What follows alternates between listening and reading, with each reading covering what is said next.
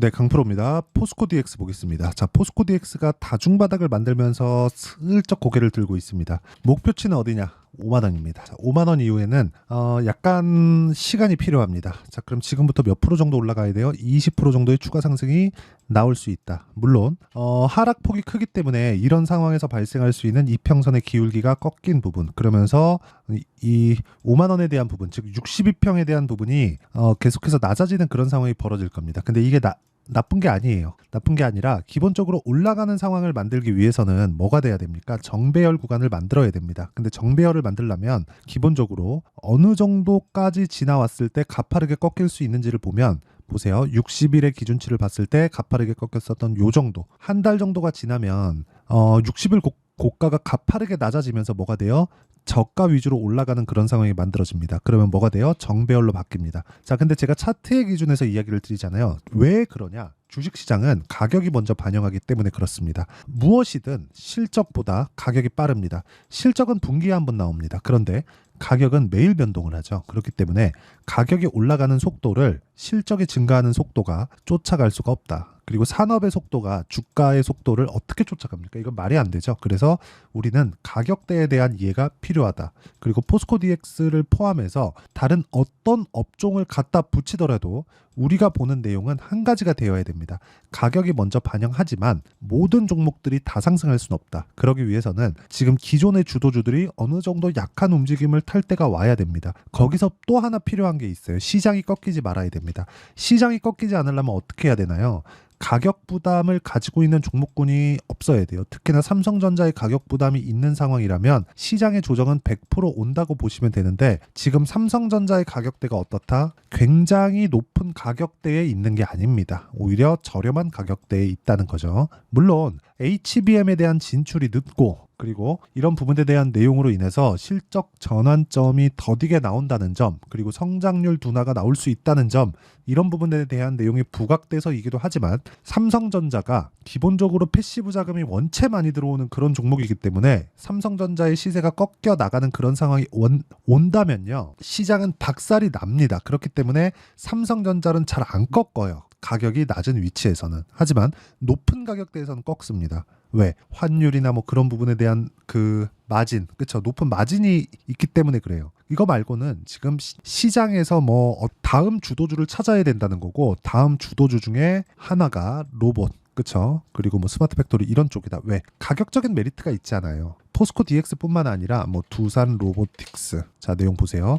계속해서 하락하는 모습이 만들어졌잖아요. 원래 포스코 DX가 이 구간에서 올라가면 안 됐습니다. 올라가면 안 됐었는데 두산 로보틱스의 상승에 힘입어서 추가적인 상승세를 보인 거예요. 그런데 두산 로보틱스 상장 이후에도 포스코 DX는 조정 구간이 없었죠. 그 조정 구간이 없었던 것에 대한 부작용을 지금 받고 있는 거고, 그 부작용은 다 받았다고 보시면 됩니다. 그렇죠? 그러면 지금 중요한 게 뭐예요? 타점을 잡는 게 중요하다는 겁니다. 내가 가격 얼마에 잡을래? 이게 가장 중요하다는 거예요. 그러면 그 가격을 잡는 법에 대해서 제가 정확하게 사례를 가지고 이야기를 드릴게요. 자, 내용 보시면 이렇습니다. 자, YC예요. 반도체 관련주입니다. 어떻습니까? 올라가는 구간에서 매매를 꾸준하게 했을 때 20%씩 이렇게 수익을 볼 수 있는 그런 상황을 만들 수 있고, 최근에 그쵸? 뭐 재룡 산업이나 이런 종목들 굉장히 강하죠. 근데 이런 구간에서도 무조건 신고가 구간에서 시세가 나온다는 점, 이 부분을 반드시 기억을 하시길 바랍니다. 그러면 자, 이런 내용을 제가 장 시작 전에 공유를 합니다. 보세요. 재룡산업 5월 3일 시장가 매수, 재룡산업 5월 7일 시장가 매수, 8시 48분 장 시작 전이죠. 이렇게 가능하다. 왜? 신고가 종목을 애초에 추려놓으니까. 그러면 내가 이 구간에서 뭘 해야 돼요? 정확하게 어떤 종목군을 매매해야 되는지를 이해를 해야 되는 거야. 그러면 여기서 하나를 더 보여드릴게요. HLB. 자, 내용 보세요. 올라가는 구간에서 꾸준하게 매매한 결과 어떤 상황이 되죠? 수익 구간을 만들 수 있지만 확인하고 매매해서 안정적이다. 그리고 떨어지는 걸 확인하고 매도를 했을 때도 수익 구간에 있지만 떨어지고 나서 저가를 잡으려는 노력 자체가 없다는 거고, 올라가는 상황에서 내가 꾸준하게 매매할 수 있는 환경을 만들어 놓는다. 이게 중요하죠. 포스코 DX도 마찬가지라는 거죠. 올라갈 수 있는 상황을 내가 확인하고 매매해도 늦지 않아요. 그래서 그런 부분을 제가 소통방에서 다 공유하고 있으니까 상단에 있는 전화번호로 구독, 또 누구나 참여할 수 있게 제가 입장 링크를 공유해 드리도록 하겠습니다. 상단의 번호 확인해서 구독 또는 10억이라고 문자 보내주시면 되고요. 자, 그러면 어떤 종목군을 매매하는지를 다 보셨죠? 이 내용을 가지고 자, 다시 종목을 보면 너무 명확해지죠. 포스코 DX는 뭐죠? 반도체가 꺾이는 상황에서 반등을 못하는 구간에서 다중바닥을 만들고 있다. 두산 로보틱스도 크게 다르지 않다. 그렇죠? 자, 그러면 포스코 DX와 두산 로보틱스가 싼가 비싼가? 이걸 한번 보시자고요. 자, 포스코 DX 먼저 보시죠. 여기 보면 시가총액이 얼마예요? 6조. 그렇죠? 그럼 여기서 한 100% 정도 더 올라가면 2배니까 12조. 계산하기 쉽게 10조 잡을게요. 10조까지 올라갔었던 기업의 실적이 어떻습니까? 포스코 DX의 실적. 23년도의 실적. 1,100억. 성장은 했죠. 근데 1,100억. 2배 올랐어요. 주가는 몇 배? 거의 한 10배 이상 올랐을 겁니다. 이런 상황이 이미 나왔잖아요. 그런데도 불구하고 주가가 급락했죠. 급락한 거 맞는데 그래도 막 하한가 치고 막 그러지 않았다. 포스코 이름 달고 있어서 그런 거 아닌가요? 아닙니다. 성장성을 담보하고 있기 때문에 그렇습니다. 성장성이 담보되는 데까지 수치화되기 전까지는 주가는 계속 올라갈 수 있고 이격도가 너무 커졌을 때는 내가 웬만하면 피하자. 하지만 지금은 이격을 다 좁혀 있는 그런 상황이다. 이런 상황이 왜 벌어진다고요? 가격이 먼저 반영하니까. 주가는 100km 속도로 올라가는데 실적은 10km 속도로 따라오잖아요. 산업의 방향이 한 번에 바뀌나요? 아니죠. 하지만 수요는 계속될 수밖에 없다. 그렇죠. 자, 잘 한번 생각해 보세요. 스마트 팩토리에 대한 고객사는 어딜까요? 대기업입니다. 그렇죠? 생산량을 늘려야 되고 임금 인상에 대한 부담감 이런 부분이 없어야 돼요. 그러면 여기서 진행하는 기본적인 뭐 잔업무들, 그렇죠? 이런 분들은 전부 다 스마트 팩토리로 몰아넣고 이런 부분에서 가장 각광을 받았었던 게 뭐예요? 양극재 공장, 그렇죠? 그리고 다음에 뭐가 들어와요? 반도체 공장, 그렇죠? 오히려 사람보다 더 나을 수도 있습니다. 그리고 무엇보다 생산 능력을 증가시킬 수 있죠. 넣어놓은 데이터만 가지고 진행을 하니까. 그리고 인건비가 상승하는 부분도 상쇄시킬 수 있죠. 이런 내용이 다 있어요. 근데 그것보다 뭐가 나왔어요? 주가의 상승이 먼저 나왔다. 그럼 주가의 상승 구간에서 우리가 이격이 너무 높아졌을 때는 매매가 어렵지만 지금과 같은 경우에는 철저히 타점을 보고 매매를 해야 될 필요가 있고 그 타점에 대한 부분은 다시 말씀드리지만 미래 가치를 반영하는 주식시장의 특성상 확인하고 매수해도 늦지 않습니다. 그렇죠? 그래서 이 전체적인 내용은 여기 소통방에서 진행하고 있고요. 여기는 상단에 있는 전화번호로 구독 또는 10억이라고 문자 보내주시면 제가 소통방 입장 링크를 무료로 다 공개를 해드리고요. 이렇게 타점을 잡는 원리가 있겠죠. 그 원리에 대한 부분은 여기 포스코 DX의 가격과 단기 보유 전략. 단기는 2주입니다. 2주 안에 수익 전환시킬 수 있는 부분을 내가 가격대를 잡으려면 추적 관찰을 해야 되겠고 그 추적 관찰하는 방법에 대해서 제가 이야기를 드리도록 하겠고 무엇보다 포스코 DX의 실시간 타점을 제가 문자로 공유를 해드리도록 할 테니까 상단에 있는 전화번호로 DX 자, DX라고 문자 보내주시면 제가 단기 보유 전략과 함께 실시간 타점을 공유해드리도록 하겠습니다. 자, 내용 정리 한번 하겠습니다.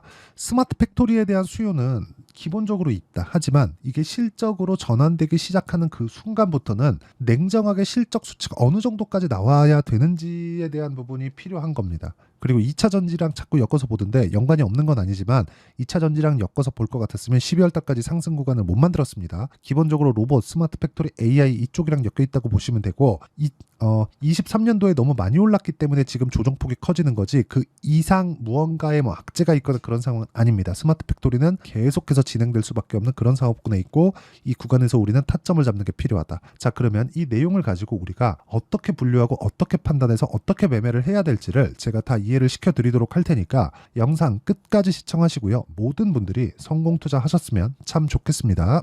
자, 24년도가 돼도 여전히 시장은 녹록지 못합니다. 이런 상황이 벌어지는 건 어쩔 수 없습니다. 이런 상황에서도 수익이 나는 종목들의 구조는 변하지 않습니다. 즉 대시세 종목에 대한 구조는 변하지 않는다는 거고 실제 제가 소통방에서 지속적으로 이야기를 드리고 있는 내용도 대시세 종목이나 시장 주도주를 공략하는 건 철저하게 가격 분석을 하라고 이야기를 드리고 가격 분석 이후에는 이슈에 대한 파악 그리고 이슈를 파악하고 나서는 다시 내가 얼마에 매수할지 그 타점에 대한 부분을 지속적으로 언급을 하고 있습니다. 자, 근데 생각해 보세요. 시장이 굉장히 어려웠습니다. 어려운 상황에서의 어떤 종목들이 강했냐 보면 반도체와 그리고 바이오입니다. 자, 실제 여기 보면요. HLB에 제가 실제 매매한 내용을 띄워놓고 보여드리고 있는데 1월 22일부터 매매를 시작해서 4일 동안 31%의 수익 마감이 됐고요. 그리고 여전히 신고가 종목입니다. 자, 그리고 그 다음 어보브 반도체 이름을 보시다시피 반도체 종목이죠. 그리고 AI 반도체는 지속적으로 강세를 보이고 있습니다. 이 종목도 신고가를 먼저 달성한 이후에 제가 21%의 단기간에 21%의 큰 수익을 내고 마감이 됐습니다. 다시 재공략을 준비하고 있고 이런 부분은 소통방에서 다 공유를 해드립니다. 자, 그리고 코세스. 자, 코세스 같은 종목도 당연히 그쵸 신고가 종목이고요. 그리고 반도체 종목입니다. 이 종목도 영업일 기준에서 이틀 동안 대략 한 15%의 수익 마감이 됐습니다. 내용을 한번 보시면 어떻습니까? HLB를 포함해서 뭐 30%, 20%, 뭐 15% 이런 식의 수익이 지속적으로 발생하고 있는데 이 세 종목 모두 다 신고가 종목이고 1월 달에 시장이 약세를 보이고 있는 구간에서도 강했었던 그런 종목입니다. 특징점이 하나 있는데 그 이슈에 앞서서 가격이 먼저 반영했다는 거죠. 그렇게 제가 가격을 먼저 보고 이슈에 대해서 파악하는 이유는 결과적으로는 큰 시세를 먹기 위한 사전 준비 작업입니다. 실제로 큰 시세를 먹기 위해서 사전 준비 작업을 했을 때 여기 레인보우 로보틱스 127% 그리고 ISC 98% 그리고 한미반도체 97%의 큰 수익을 내는 상황을 만들 수 있습니다. 어떤 식으로 소통방에서 진행됐는지 그쵸 그 상황을 제가 이야기를 드린 건데 이런 상황도요 당연히 신고가를 공략했을 때 가능한 겁니다. 자, 그러면 이번에도 마찬가지입니다. 그쵸 정부 주도의 코리아 디스카운트 해소 방안이 2월 달에 발표를 하고요. 그리고 2월 달에 발표된 내용을 토대로 주가가 움직이는 게 아니라 이미 움직인 내용이 있죠. 실제 이 내용은 크게 중요한 게 아니라는 겁니다. 실제 움직인 내용을 보면 자, 기아차입니다. 실제로 12월 달에 신고가를 만들어 놓고 정부에서 입김을 불어 넣으니까 순식간에 기아차를 포함해서 현대차 같은 거대 기업들의 주가가 2주도 채 되지 않아서 40% 정도의 큰 시세를 냅니다. 자, 그러면 우리는 어떤 종목을 봐야 될까요? 이슈를 파악해야 되는 것도 맞지만 철저하게 가격에 맞춰서 매매를 해야 되는 게 당연히 중요합니다. 정부가 주도하는 정책 방향이 있겠죠. 그 방향에 맞춰서 우리가 종목을 찾을 필요가 있다. 자, 그러면 답이 나왔습니다. 정부가 주도하는 방향에 맞춰서 제2의 기아차를 찾는 게 지금은 중요하다. 근데 정부 정책의 방향에 맞게 가자. 그랬을 때 앞서서 제가 보여드렸었던 내용인 여기 레인보우 로보틱스 127% 그리고 ISC 98% 그리고 한미반도체 97%와 같은 수익을 낼 수 있습니다. 물론 시간에 대한 부분은 최소 2주의 시간이 필요하고요. 그리고 최장 3개월 안에 끝내야 됩니다.